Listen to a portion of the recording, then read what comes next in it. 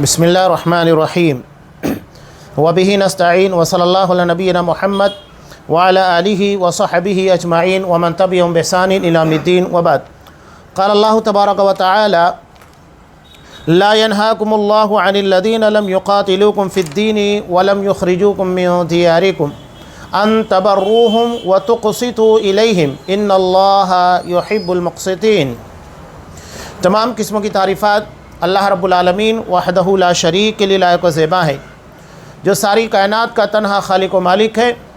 और बेशुमार दरूद व सलाम हो अल्लाह के आखिरी नबी जनाब करीम मुहम्मदुर रसूलुल्लाह सल्लल्लाहु अलैहि वसल्लम की दात मुक़द्दसा पर। मोहतरम हाज़रीन, यहाँ हमारा जो सिलसिला दर्स चल रहा था वला और बरा से मुतालिक।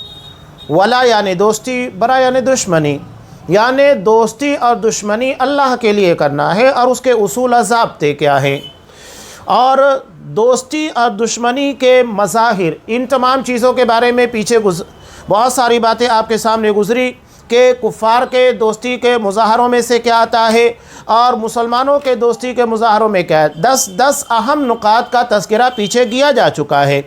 अब यहाँ इसके अखीर में तंबीह के तौर पर शेख सालेह अल फौज़ान हफ़िज़हुल्लाह ने बहुत ही प्यारी चंद बातें बयान की है, जो इन तमाम चीज़ों को जानने के बाद बहुत ज़रूरी है।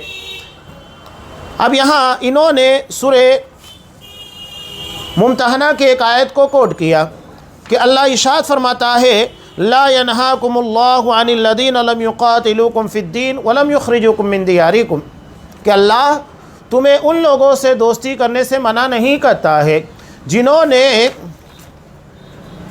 तुमसे दीन के मामले में क़िताल नहीं किया और ना ही तुम लोगों को तुम्हारे घरों से निकाला। अन तबर्रूहुम, कि तुम उन लोगों के साथ नेकी करो, अच्छे मामलात इख्तियार करो। व तुक़सितू इलैहिम, और उनके साथ इंसाफ करो। इन्नल्लाहा युहिब्बुल मुक़सितीन, अल्लाह यकीनन इंसाफ करने वालों को पसंद करता है। अब यहाँ ये जो बात कही गई है कि कुफ़ार को तकलीफ़ ना देना, जो मुसलमानों से क़िताल ना करे और अपने घरों से मुसलमानों को ना निकाले, तो इस बात को समझना ज़रूरी है कि क़ुरान ने इस जमात को अलहदा कर दिया। अल्लाह तबारक व तआला ने जो बात कही कि कुफ़ार जो तकलीफ़ ना दे, मुसलमानों से क़िताल ना करे और मुसलमानों को घरों से ना निकाले, तो इन लोगों के साथ एहसान करना है और दुनियावी एतबार से अदल करना है, लेकिन उनसे दिली मोहब्बत नहीं की जाएगी। ये फ़र्क याद रखिए। एक होता है विलायत, यानी वो मोहब्बत जो दिल से की जाती है। एक वो होता है कि हम अगर किसी से मोहब्बत नहीं भी करते हैं तो इसका मतलब ये नहीं होता है कि हम उसको तकलीफ़ दें या उसे परेशान करने की कोशिश करें, उसके पर कोई जुल्म ज़्यादती करें। तो दोनों के दरमियान फ़र्क रखना है। कुरान जब ये कहता है विलायत, तो विलायत की ताबीर यह है कि दिली मोहब्बत, यानी जो मकाम और मर्तबा एक मोमिन को अपने दिल में देना चाहिए, उस जगह के पर किसी काफिर और मुशरिक को नहीं रखना है। लेकिन इसका मतलब ये नहीं होता है कि हम किसी काफिर या मुशरिक के साथ बदतमीज़ी करें, जुल्म ज़्यादती करें। वही बात यहाँ पर बयान की गई है। अब यहाँ पर जैसे आगे अल्लाह ने इरशाद फरमाया व इन जाहदाका अला अन तुशरिक बी, और अगर वो तुम्हारे बारे में कोशिश करते हैं, यानी अगर माँ बाप मुशरिक हैं और अपने बच्चे के पर कोशिश कर रहे हैं कि बच्चा भी शिरकों के पर रहे, मा लैसा लका बिही इल्म, जिसके बारे में तुम्हें इल्म नहीं, फला तुतिअहुमा, तो तुम्हें उनकी इताअत व फरमा बरदारी नहीं करना है। वसाहिबुमा फिद दुनिया मारूफ़ा, और उन दोनों के साथ दुनिया में मारूफ़ तरीके से, अच्छे तरीके से, भले तरीके से पेश आना है। वत्तबि सबील मन अनाब इलैय, और उस शख्स की पैरवी कर जो मेरी तरफ रुजू करता है। अब यहाँ कुरान ने एक बात ये भी कही कि माँ बाप अगर हमें शिर्क की तरफ आमादा करते हैं, शिर्क के लिए फोर्स करते हैं, तो कुरान क्या कहता है फला तुतिहुमा, माँ बाप की बात नहीं मानी जाएगी। अब यहाँ शिर्क के बारे में है, लेकिन इसका वाज़े मफ़हूम एक ये भी है, किसी भी गुनाह की तरफ अगर माँ बाप हमें फोर्स करे और उसको करने का कहें तो नहीं माना जाएगा। ماں باپ کی اطاعت و فرما برداری اپنی جگہ پر ہے، لیکن گناہ کے کاموں میں اللہ تبارک و تعالیٰ کی خلاف ورزی نہیں ہوگی۔ یہ ایک واضح اصول اور ضابطہ ہے جو مسند احمد کی روایت میں اللہ کے رسول صلی اللہ علیہ وسلم نے بیان کیا، لا طاعۃ لمخلوق فی معصیۃ الخالق۔ اللہ کی نافرمانی میں دنیا کی کسی مخلوق کی اطاعت و فرما برداری نہیں کی جائے گی۔ یہ قانون اور ضابطہ ہے جو اللہ کے رسول صلی اللہ علیہ وسلم نے بیان کیا۔ تو ماں باپ کے ساتھ احسان ہوگا، لیکن اگر وہ شرک کی دعوت دیتے، شرک کی طرف بلاتے ہیں تو ان کی بات نہیں مانی جائے گی۔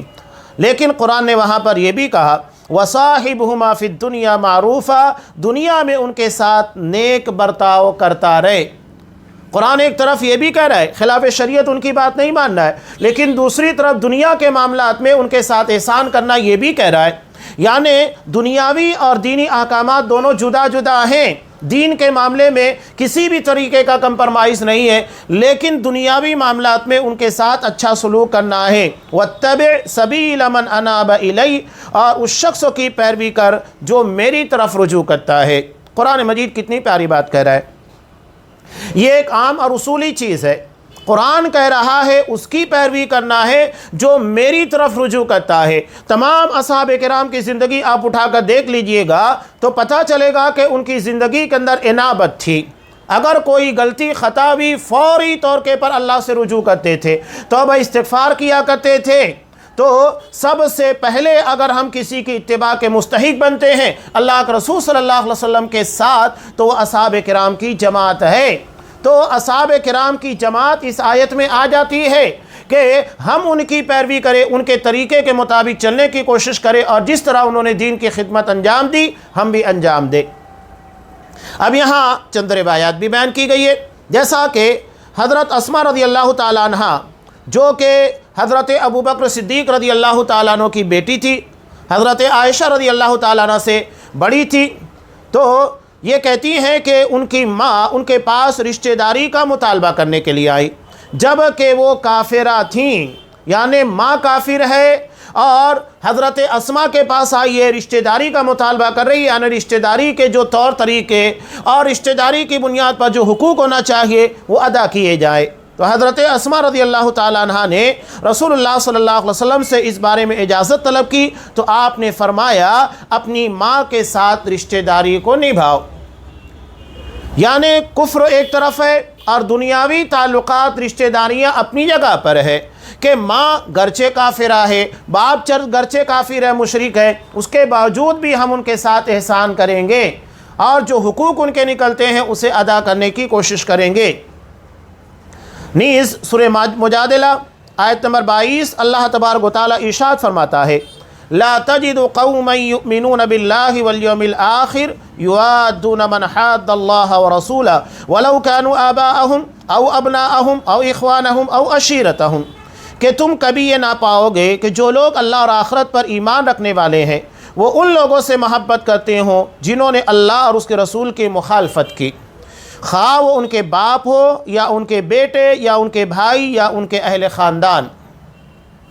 اب یہاں قرآن نے جو کہا وہ محبت ہے جو دلوں کے اندر ہوتی ہے، تو گرچہ ہمارے باپ ہوں یا تو بھائی ہو، کوئی بھی قریبی رشتہ دار، اگر یہ کافر اور مشرک ہیں تو وہ محبت کی جگہ نہیں لے سکتے جو ایک مسلمان کے لیے ہمارے دلوں کے اندر ہوتی ہے۔ یہی ولا اور برا ہے، اسی کو سمجھنا ہے۔ دلی محبت جس کو ہم کہتے ہیں، تو اس جگہ کے پر کوئی نہیں آ سکتا۔ یہ آیت نازل بھی تھی جنگ بدر کے تناظر میں۔ یہاں قرآن نے کیا کہا؟ گرچہ وہ ان کے باپ ہوں، تو یہ اصل میں حضرت ابو عبیدہ بن جراح رضی اللہ تعالیٰ عنہ سے متعلق، یہ کہتے ہیں کہ ایک شخص کو میں میدان بدر میں نظر انداز کیا، لیکن جب وہ میری تلوار کی زد میں آیا، میرے مقابل آ گیا، تو میں نے تلوار کو چلانے میں جھجک محسوس نہیں کی۔ کسے مارا تھا؟ اپنے سگے باپ کو مارا تھا۔ سوچئے کتنی بڑی جسارت تھی، اللہ کی محبت کے سامنے اپنے باپ کی محبت کو قربان کر دیا۔ یہاں مسئلہ اسلام اور کفر کا تھا، وہاں کوئی کمپرمائز نہیں ہے۔ تو قرآن نے کہا کہ اگرچہ وہ ان کے باپ ہوں او ابناءہم، یا ان کے بیٹے ہو، حضرت ابوبکر صدیق رضی اللہ تعالیٰ عنہ، یہ ان کے بیٹے جو حضرت عبد الرحمن تھے بعد میں مسلمان ہو گئے تھے، انہوں نے کہا کہ ابا جان آپ میری تلوار کی زد میں کئی مرتبہ آئے، اگر میں چاہتا بڑی آسانی کے ساتھ تمہارا کام تمام کر سکتا تھا، لیکن میں نے اس بنیاد کے پر آپ کو چھوڑ دیا کہ آپ میرے باپ ہیں۔ حضرت ابوبکر صدیق نے کہا کہ بیٹے اگر تو میری تلوار کی زد میں آتا میں تجھے نہیں چھوڑتا، مار دیتا۔ میں یہ نہیں دیکھتا میرا لخت جگر ہے، میرا بیٹا ہے، میں مار دیتا کہ تو کافر ہے، اللہ کے دین کا دشمن ہے۔ جنگ بدر اسی بنیاد پر تو تھی اور اپنوں سے لڑی گئی تھی، رشتہ دار تھے، ادھر چچا ہے تو سامنے بھتیجا ہے، اگر سامنے ماموں ہے تو ادھر بھانجا ہے، ادھر اگر باپ ہے تو ادھر بیٹا ہے، یہ حالت تھی، اپنے قریبی رشتہ دار تھے۔ اور اس جنگ کو ہونے سے پہلے ٹالنے کے لیے جو کوشش کی گئی تھی تو اس میں ایک مدعا یہ بھی رکھا گیا تھا کہ اگر ہم نے اس جنگ کو لڑا اور لڑنے کے بعد اگر ہم غالب آ گئے، مشرکین کی طرف سے کئی مرتبہ کوشش ہوئی لیکن ابو جہل اسے کامیاب نہیں ہونے دیا، تو اس وقت تو کیا کہا تھا، عتبہ بن ربیعہ تھا، اس نے بڑی کوشش کی تھی۔ اللہ کے رسول نے کہا بھی تھا کہ اگر ان لوگوں میں سے کسی کے اندر خیر ہے تو وہ عتبہ بن ربیعہ کے پاس ہے، اس لیے کہ وہ چاہ رہا تھا، کوشش کیا کہ جنگ بدر نہ ہو، اور اس کی وجہ بھی یہی تھی کہ اگر مارے گئے تو ہمارے ایسے رشتہ دار ہوں گے، کوئی چچا ہوگا، کوئی بھتیجا ہوگا، کوئی ماموں ہوگا، کوئی بھانجا ہوگا، کوئی باپ ہوگا، بیٹا ہوگا۔ وہ کہہ رہا تھا کہ ہم ایسے چہرے دیکھیں گے مارنے کے بعد جسے ہم دیکھنا گوارا نہ کریں، یعنی ہمارے قریبی رشتہ دار ہوں گے، تو یہ جنگ نہ لڑی جائے۔ اور چونکہ قافلہ بچانے کے لیے کوشش کی گئی تھی، قافلہ ان لوگوں کی رینج کے باہر نکل گیا، بچ کے نکل چکا ہے، لہذا ہمیں لڑنے کی کوئی ضرورت نہیں ہے۔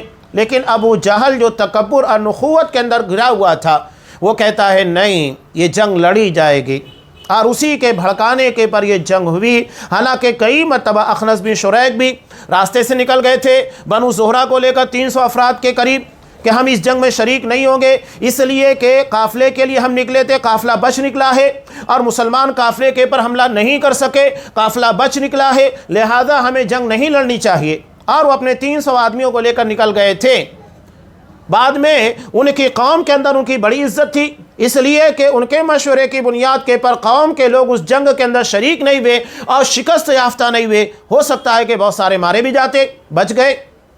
بہرحال تو قرآن نے کیا کہا، گرچہ ان کے باپ ہو یا ان کے بیٹے ہو، او اخوانہم، یا ان کے بھائی ہو، وہاں محبت نہیں دیکھتے۔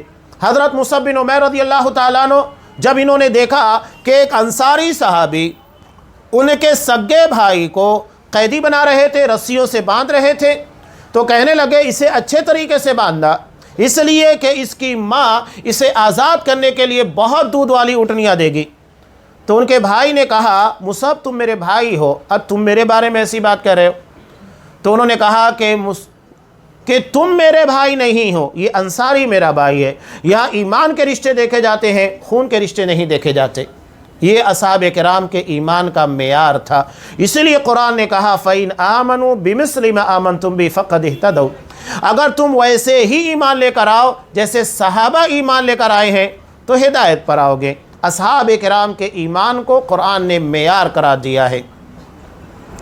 او عشیرتہم، یا ان کے خاندان والے ہو، کوئی بھی، اس لیے کہ مقابل میں تمام اہل خانہ تھے، اور جب جنگ بدر شروع ہوئی مبازرت کے لیے، یعنی پہلی مرتبہ ایک ایک آدمی لڑتے ہیں، یہ پرانا جنگ کا طریقہ کار تھا، تو 3 لوگ نکلے تھے جو کہ مشرکین مکہ میں سے تھے، تو اللہ کے رسول صلی اللہ علیہ وسلم نے ان کے مقابلے کے لیے 3 انصاری صحابہ کو بھیجا۔ ان لوگوں نے ان کا نام پوچھا، نام پوچھنے کے بعد کہا کہ ہمارا تم سے مقابلہ نہیں ہے، بلکہ ہمارے قریبی رشتہ داروں کو بھیجیے، ہم ان سے لڑنے کے لیے آئے ہیں، ہمارا تم سے کوئی جھگڑا نہیں ہے۔ چنانچہ حضرت علی رضی اللہ تعالیٰ عنہ اور حضرت ابو عبیدہ بن حارث رضی اللہ تعالیٰ عنہ اور حضرت حمزہ نکلے، اور تینوں نے اپنے مد مقابل کو مارا۔ تو یہ جنگ بتا رہی تھی، اپنوں سے لڑی جا رہی تھی۔ تو خاندان کی محبت یا کوئی بھی رشتہ دار ہو، کسی کی محبت کو انہیں آڑے آنے نہیں دیا۔ یہاں بتانے کا مقصد یہی ہے کہ وہ محبت جو دلوں کے اندر ہوتی ہے، اس مقام کے پر کسی کافر اور مشرک کو نہیں رکھنا چاہیے۔ ہاں تعلقات ان لوگوں سے اچھے رکھے جائے الگ بات، لیکن محبت کی وہ جگہ جو اہل ایمان کے لیے ہوتی ہے، اس کھانے میں ان لوگوں کو فٹ نہیں کرنا چاہیے۔ تو اب اس ضمن میں شیخ صالح الفوزان حفظ اللہ بیان کرتے ہیں کہ پس رشتہ داری اور عمل کا بدلہ دینا الگ چیز ہے اور محبت الگ چیز ہے، دونوں الگ الگ ہیں۔ یعنی اگر ہم کسی کافر کے ساتھ یا ہمارا کوئی قریبی رشتہ دار ہے، گرچہ وہ مشرک کا کافر ہے، اس سے اچھا برتاؤ کر رہے ہیں، اچھے اخلاق سے پیش آ رہے ہیں، تو اس کا مطلب یہ نہیں ہے کہ ہم اس سے محبت کرتے ہیں، یا وہ ہمارے دل کے اندر جگہ بنائے ہوئے ہیں اور اس کی محبت ویسی ہی ہے جیسا کہ اہل ایمان سے ہونا چاہیے۔ دونوں کے درمیان فرق ہے، وہی بتا رہے ہیں۔ اس لیے کہ رشتہ داری نبھانے اور اچھی طرح معاملات میں پیش آنے سے کفار کو اسلام کی ترغیب ملتی ہے، ان لوگوں تک اسلام کا پیغام پہنچتا ہے، لہذا اچھے اخلاق کا مظاہرہ کرنا چاہیے تاکہ وہ اسلام کے قریب آئیں۔ پس یہ دونوں دعوت کے وسائل میں سے ہیں، برخلاف دوستی اور ولایت کے۔ یہ دونوں جس عقیدہ پر کفار ہیں اس کے اقرار کرنے اور اس سے راضی ہونے پر دلالت کرتے ہیں۔ یعنی اگر ہم کسی کافر اور مشرک سے اس انداز سے دوستی رکھے ہوئے ہیں اور محبت کرتے ہیں کہ تو جو طریقہ اختیار کیے ہوئے وہ صحیح ہے، تو اس میں اسے اپنے دین اور اپنے دھرموں کو تقویت ملتی ہے، وہ اسلام کی طرف راغب نہیں ہوتا، بلکہ وہ اسلام اور اپنے مذہب کو ایک جیسا سمجھتا ہے کہ چاہے آپ مسلمان رہو یا کافر، دونوں ایک ہی ہے، جبکہ دونوں ایک نہیں ہے، زمین آسمان کا فرق ہے، اور ان دونوں کے درمیان کسی طرح کا مساوات اور برابری نہیں ہو سکتی ہے۔ اب یہاں آگے چند چیزوں کو اور بیان کیا ہے کہ ان لوگوں سے تجارتی لین دین کرنا یہ بھی اپنی جگہ پر صحیح ہے۔ کفار سے دشمنی کا یا ان لوگوں سے محبت نہ کرنے کا مطلب یہ نہیں ہے کہ ان سے تجارتی لین دین نہ کیے جائیں، یا ان کے سامان اور نفع بخش مصنوعات برآمد نہ کیے جائیں، اور ان کے تجربات و ایجادات سے فائدہ نہ اٹھایا جائے۔ آج بہت سارے ہمارے اپنے درمیان ایسے جاہل قسم کے مسلمان ہیں جو موبائل اور دیگر ٹیکنالوجی کے بارے میں بھی کہتے ہیں یہ یہودیوں کی بنائی ہوئی ہے، یہ کفار اور مشرکین کی بنائی ہوئی ہے، انہیں استعمال نہیں کرنا چاہیے۔ عجیب بات ہے، اللہ کے رسول صلی اللہ علیہ وسلم نے ان کی مصنوعات اور ان کی تمام چیزوں کو استعمال کیا، کفار اور مشرکین کی، اس میں کوئی قباحت کی بات نہیں ہے۔ ان کی ایجادات سے اور ان کے تجربات سے فائدہ اٹھانا یہ منع نہیں ہے۔ کافر اور مشرکوں سے دوستی یا تو محبت نہ کرنے کا مطلب جو لوگ آج نکالتے ہیں وہ غلط ہے کہ ان لوگوں کا تجارتی بائیکاٹ کر دیا جائے، یہ سب چیزیں اپنی جگہ پر غلط ہے۔ اب یہاں پر آپ دیکھیے کہ اللہ کے رسول صلی اللہ علیہ وسلم نے عبداللہ بن اریقط اللیثی کو راستہ کی رہنمائی کے لیے اجرت پر رکھا تھا۔ کب رکھا تھا؟ ہجرت کے موقع پر۔ حالانکہ اس وقت تو مکہ کے اندر اگر آپ دیکھیں گے تو موسٹ وانٹیڈ نبی کریم صلی اللہ علیہ وسلم اور حضرت ابوبکر صدیق رضی اللہ تعالیٰ عنہ تھے، اور ایسے عالم میں جب کہ آپ کے زندہ یا مردہ لانے پر اور حضرت ابوبکر صدیق کے زندہ یا مردہ لانے پر 100 اونٹوں کے انعامات تھے، یہ خطرہ تھا کہ ایک کافر بک سکتا ہے، لیکن عبداللہ بن اریقط نہیں بکا۔ حالانکہ چند درہموں کے ساتھ یہ معاہدہ طے ہوا تھا کہ تم ہمیں مکہ سے مدینہ ایک ایسے راستے سے پہنچاؤ گے جو عام لوگوں کی نظر میں نہیں ہے، بلکہ بالکل الگ راستے سے مدینہ پہنچاؤ گے، اس لیے کہ لوگوں کی نظر اس راستے کے پر ہوگی جو مدینہ کی طرف جاتا ہے۔ تمام مسلمان مدینہ جا چکے ہیں، لہذا اللہ کے رسول بھی مدینہ جائیں گے، تو عام راستے کے پر لوگوں کی نگاہ ہوگی، لوگ آپ کے پیچھے ہوں گے، تگ و دو کریں گے، تعاقب کریں گے، آپ کو پکڑنے کی کوشش کریں گے، لہذا ایسا راستہ اختیار کیا جائے جو عام لوگوں کی نظر میں علموں میں نہ ہو۔ اس کے لیے راستوں کا ماہر عبداللہ بن اریقط اللیثی کو طے کیا گیا۔ کافر اور مشرک تھا، اور کس وقت طے کیا گیا؟ جب حالات انتہائی نازک تھے اور مشرکین اللہ کے رسول کو زندہ یا مردہ لانے پر 100 اونٹوں کے انعامات رکھے ہوئے تھے۔ یہ آپ صلی اللہ علیہ وسلم کی ذہانت، دور اندیشی کی بھی دلیل ہے کہ انسان کو کتنی آسانی کے ساتھ پرکھ لیا کرتے تھے کون قابل اعتبار ہے اور کون نہیں ہے۔ اتنے سارے مشرکوں کے درمیان آپ کو پتا تھا یہ آدمی دھوکہ نہیں دے گا۔ ہر قوم کے اندر ہمیں کچھ لوگ ایسے ملتے ہیں جو زبان کے بڑے پکے ہوتے ہیں، زبان کے دھنی ہوتے ہیں، ایک مرتبہ جو بات کہہ دی پتھر کی لکیر بن جاتی ہے، وہ اپنی زبان کے خلاف نہیں جا سکتے۔ ہر قوم کے اندر ہوتے ہیں، اور بکاؤ بھی ہر قوم کے اندر ہوتے ہیں، مسلمانوں میں بھی ہوتے ہیں، غیر مسلموں کے اندر بھی ہوتے ہیں۔ بڑے افسوس کے ساتھ کہنا پڑتا ہے، یہاں مثال دیکھیے کہ ایک غیر مسلم 100 اونٹوں کے بلکہ 200 اونٹ، اس لیے کہ اللہ کے رسول اور حضرت ابوبکر صدیق دونوں کے پر 100 اونٹوں کے انعامات تھے، لیکن وہ کافر نہیں بکا۔ اللہ کے رسول اور ابوبکر صدیق کا ٹھکانہ نہیں بتایا، اس لیے کہ اس کو معلوم تھا کہ 3 دن تک اللہ کے رسول غار ثور میں رہیں گے، مجھے وہاں پر ان دونوں اونٹوں کو لے کر جانا ہے جو حضرت ابوبکر صدیق نے انہیں دیا تھا۔ نہیں بتایا۔ لیکن آج مسلمانوں کی پستی کا عالم یہ ہے، 500 300 1000 روپے پہ اپنا ووٹ بیچتے ہیں، اپنا حق بیچتے ہیں، اور 5 سال تک پریشان حال ہوتے ہیں۔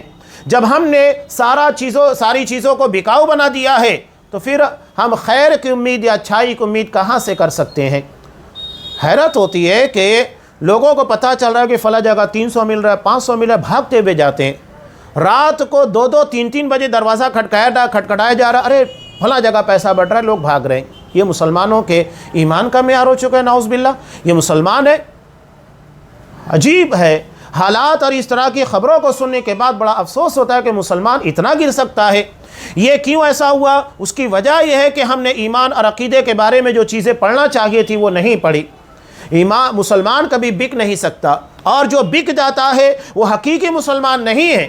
بہرحال اللہ کے رسول نے اس سے معاہدہ کیا، اور وہ کفر کے پر ہوتے ہوئے اللہ کے رسول کے ساتھ دغا بازی نہیں کی، اور ایک ایسے راستے سے لے جا کر مدینہ پہنچایا جو عام لوگوں کی نگاہ میں نہیں تھا۔ اس کے علاوہ آپ صلی اللہ علیہ وسلم نے بعض یہودیوں سے قرض بھی لیا، یہ بھی تو لین دین ہے۔ جب آپ صلی اللہ علیہ وسلم کی وفات ہوئی، زندگی میں بھی، اب وفات کے وقت تو بھی آپ صلی اللہ علیہ وسلم نے چند سا جو اپنے گھر کے استعمال کے لیے ایک یہودی سے قرض لی تھی، اور گروی کے طور پر، رہن کے طور پر اپنی زرع رکھی ہوئی تھی۔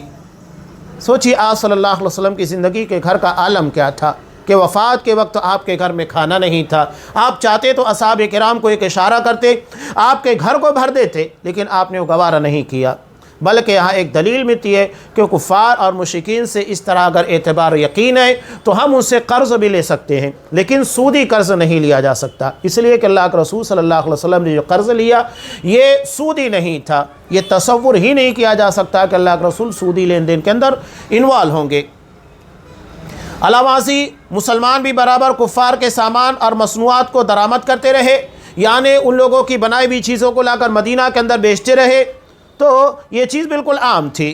یہ تجارتی لین دین میں سے ہے جو قیمت کے ذریعے ہوتا ہے، ہم انہیں جو چیز لیتے ہیں اس کی قیمت ادا کر دیتے ہیں۔ ایسا نہیں ہے کہ ہم احسان کے بدلے لے رہے ہیں، وہ ہمیں چیزیں دے کر احسان کر رہے ہیں، بلکہ ہر چیز کے لیے وہ قیمت لیتے ہیں اور قیمت ہم ادا کرتے ہیں، تو یہ لین دین اپنی جگہ پر جائز ہے۔ اب بعض لوگ کہتے ہیں، خاص طور سے عالمی سطح کے پر، اسرائیل کا بائیکاٹ کرنا چاہیے، اس کا بائیکاٹ کرنا چاہیے، لیکن کتنا بائیکاٹ ہوتا ہے؟ کون کتنا کرتا ہے؟ اور یہ چیزیں بھی، بائیکاٹ کا جو معاملہ ہے یہ جب تک مسلمان حکومت کی سطح پر نہ ہو تو نہیں کرنا چاہیے۔ ہر چیز منظم طریقے سے ہو، ہر کوئی ایرا گیرا یا کوئی تنظیم کھڑی ہو جائے اور اس کے بعد کہے نہیں اس کا بائیکاٹ کرو، اس کا بائیکاٹ کرو، ان چیزوں سے معاملات حل نہیں ہوں گے۔ بلکہ یہ اہل علم، اہل رائے جو حالات کے پر گہری نگاہ رکھتے ہیں وہ فیصلہ کریں گے ہمیں کس وقت تو کون سا ڈیسیزن لینا چاہیے۔ ہر مسلمان اپنے طریقے سے ڈیسیزن نہیں لے سکتا ہے، ڈیسیزن کے اندر بھی اجتماعیت ہونا چاہیے۔ یہ بات لوگوں کو نہیں سمجھتی ہے۔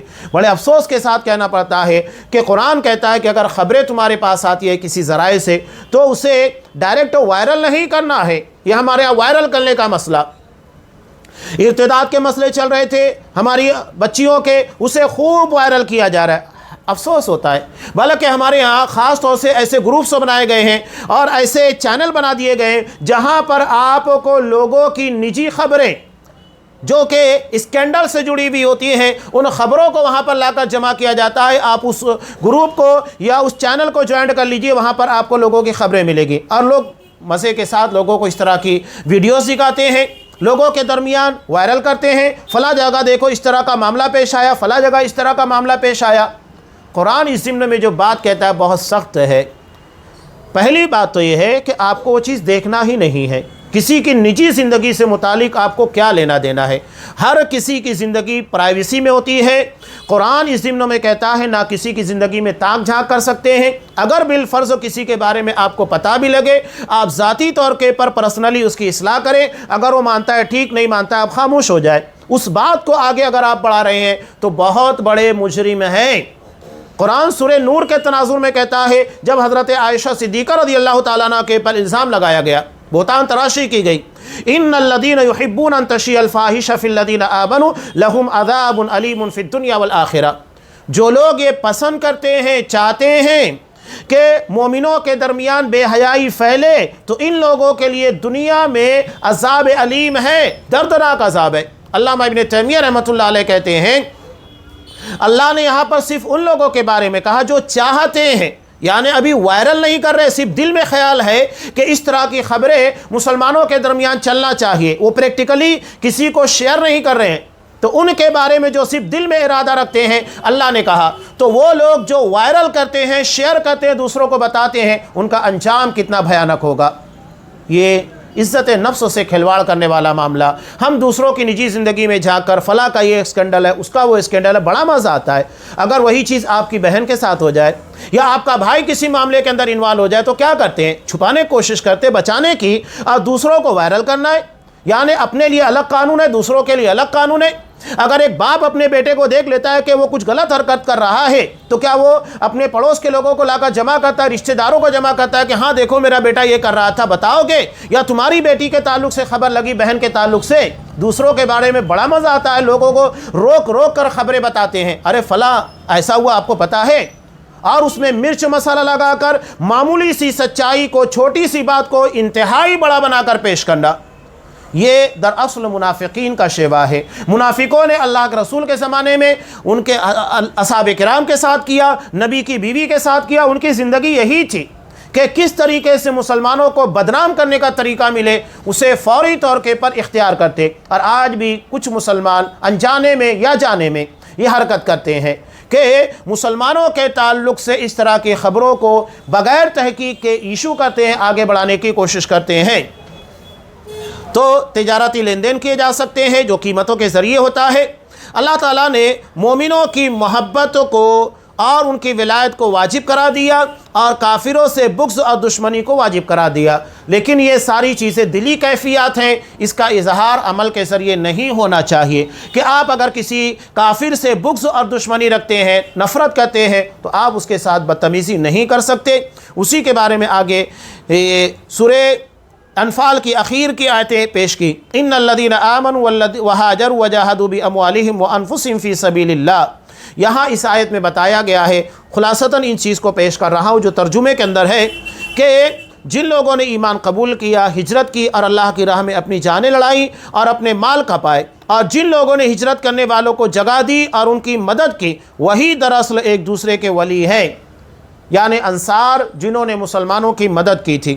حافظ ابن کثیر رحمۃ اللہ علیہ فرماتے ہیں کہ اس ضمن میں آخر میں جیسا کہ اس آیت کے اندر بیان کیا گیا ہے، اگر تم یہ نہ کرو گے تو زمین میں فتنہ اور بڑا فساد ہوگا۔ اس کا معنی یہ ہے کہ اگر تم نے مشرکین سے دوری اختیار نہیں کی، دوری اختیار کرنے کا مطلب یہ ہے کہ انہیں محبت کے مقام کے پر رکھنے کے بجائے، نفرت کے مقام پر رکھنے کے بجائے محبت کی جگہ دی جو اہل ایمان کی جگہ ہوتی ہے، اور مومنین سے دوستی نہیں کی تو لوگوں میں بڑا فتنہ پیدا ہوگا، اور وہ ہے معاملات میں اور مومن و کافر کا آپس میں خلط ملت ہونا، جس سے لوگوں کے درمیان بڑا فساد پیدا ہوگا۔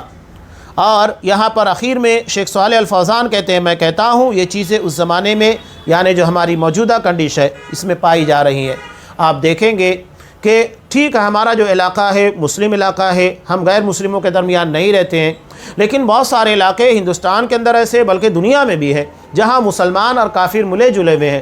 تو ایسی جگہ کے پر آپ دیکھیے گا کہ مسلمان اس طرح کی غلط حرکت کرتے ہیں، یعنی مسلمانوں کے ساتھ محبت کرنے اور ان لوگوں کے ساتھ بھلائی کرنے کے بجائے غیروں کے ساتھ محبت اور بھلائی کا مظاہرہ کرتے ہیں، یعنی جو چیز مسلمانوں کے ساتھ کرنا چاہیے وہ کافروں کے ساتھ کرتے ہیں، اور سمجھتے ہیں کہ اس طرح کافروں کے درمیان ہماری وڑک بنے گی اور وہ ہمیں پسند کریں گے، ہمارے موقع کے پر ساتھ دیں گے۔ نہیں، ایسا کچھ بھی نہیں ہے۔ اس ضمن میں بڑی پیاری بات بھی ہے کہ افغانیوں نے، جنہوں نے امریکہ کے کلچر کو قبول کیا، ان کی حکومت کو قبول کر لیا، اس کے بعد بھی ان کے پر اعتبار نہیں کرتے تھے۔ وہاں پر ایک فوجی جب ایک افغانی اس سے سوال کرتا ہے تو کہا کہ ہم آپ لوگوں پر بھروسہ نہیں کر سکتے، اس لیے کہ چیچینیا کے اندر، بوسنیا وغیرہ کے اندر، جہاں پر ان لوگوں نے ہمارا کلچر اختیار کر لیا تھا، صرف ہماری بات نہیں مانی بلکہ ہمارا کلچر، رہنا سہنا سب غیر مسلموں کی طرح، امریکن لوگوں کی طرح ہو گیا، اس کے بعد بھی ہم ان لوگوں کے پر اعتبار نہیں کرتے تھے، اس لیے کہ ہمیں پتہ ہے کہ ان کے اندر اسلام کی چنگاری ہے، اور جس دن یہ چنگاری بھڑکے گی تو ان کا اسلام جاگ جائے گا۔ ہم مسلمانوں پر بھروسہ نہیں کرتے۔ کافر کہہ رہا ہے مسلمانوں کے تعلق سے، قرآن بھی کہتا ہے لن ترضى عنك اليهود ولا النصارى حتى تتبع ملتهم، کہ یہود اور نصارہ تم لوگوں سے ہرگز راضی نہیں ہوں گے جب تک کہ تم ان کی ملت، یعنی جس طرح انہوں نے دین کو تباہ برباد کر دیا، اور آج جیسا کہ آپ دیکھیے کہ نیا نیا ازم بنایا جا رہا ہے، لبرلزم، بہت ساری چیزیں بنائی جا رہی ہے دینداری کے نام پر، یعنی ہیومنزم بنا لیا گیا ہے، اور اپنے آپ کو ثابت کر رہے کہ دیکھو کتنے بڑے انسانیت نواز ہے، حالانکہ کروڑوں انسانوں کے قاتل ہے۔ جنگ عظیم اور جنگ دوم کی بات دیکھیں، کروڑوں لوگوں کو مارا، اتنا مارنے کے بعد بھی آج فلسطین میں ہزاروں لوگوں کو مار دینے کے بعد بھی یہ لوگ دنیا کے اندر انسانیت نواز مانے جاتے ہیں۔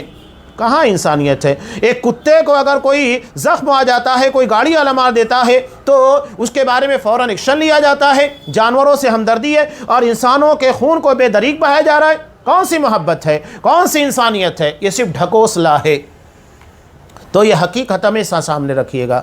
کوئی کافر کتنا بھی ہو، ٹھیک ہے، ظاہری اعتبار سے ان لوگوں سے تعلقات رکھے جائے، اچھے اخلاق کا مظاہرہ کیا جائے، لیکن دل میں کبھی بھی اتنا پختہ اعتبار اور یقین نہ ہو جو ایک مسلمان کے لیے ہوتا ہے۔ مسلمان کے لیے ہمیشہ ہمدرد ہونا چاہیے، جیسا کہ صحابہ کے بارے میں قرآن مجید نے بیان کیا، اشداء علی الکفار رحماء بینہم، کہ وہ کافروں پر بہت سخت ہوتے ہیں اور مسلمانوں کے لیے رحم دل ہوتے ہیں، شفیق ہوتے ہیں، مہربان ہوتے ہیں۔ یہی ولا اور برا کے تعلق سے ایک تنبیہ تھی جو یہاں پر بیان کی ہے۔ اب اس کے بعد ولا اور برا کے تعلق سے کچھ اہم باتیں اقسام کے اعتبار سے ہے کہ لوگوں کے حق میں دوستی اور دشمنی واجب ہونے میں لوگوں کی اقسام، یہاں اس ضمن میں کچھ باتیں ہیں جو انشاءاللہ آئندہ درس میں تفصیل کے ساتھ بیان کی جائے گی۔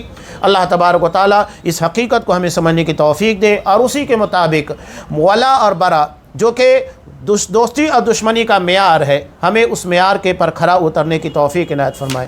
آمین۔ وآخر دعوانا ان الحمدللہ رب العالمین۔